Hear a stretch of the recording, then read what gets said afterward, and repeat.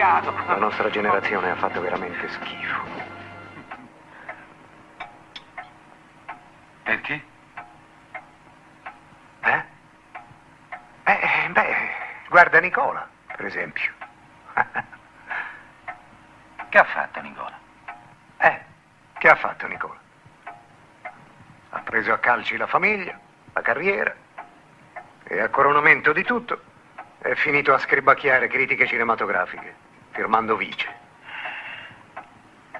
Ah, è lui vice. Ma allora scrivi sul sacco dei giornali.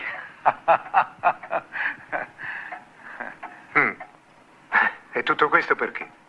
Per un futuro diverso.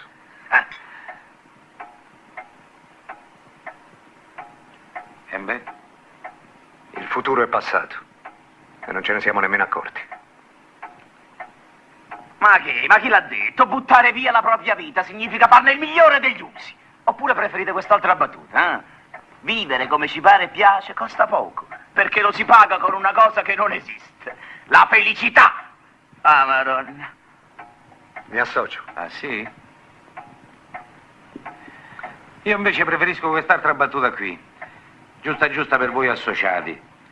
Siete due individualisti intellettuali, come posso dire, fracichi?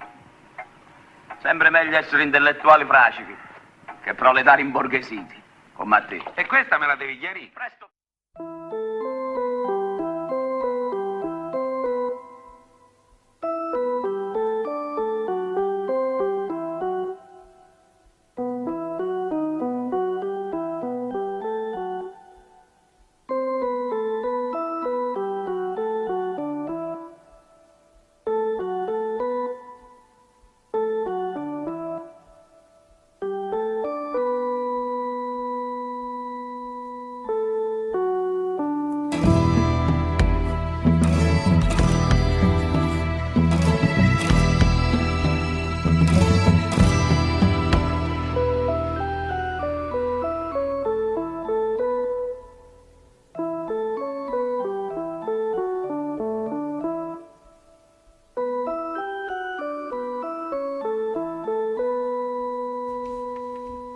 No, tu non puoi essere d'accordo con me, non basta essere proletari, l'intellettuale è più avanti, è più su, è più giù, egli è irraggiungibile, egli è più oltre!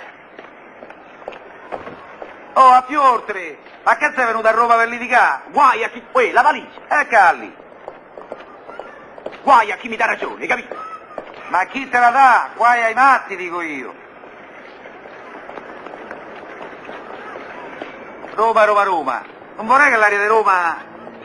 Aspetta, che...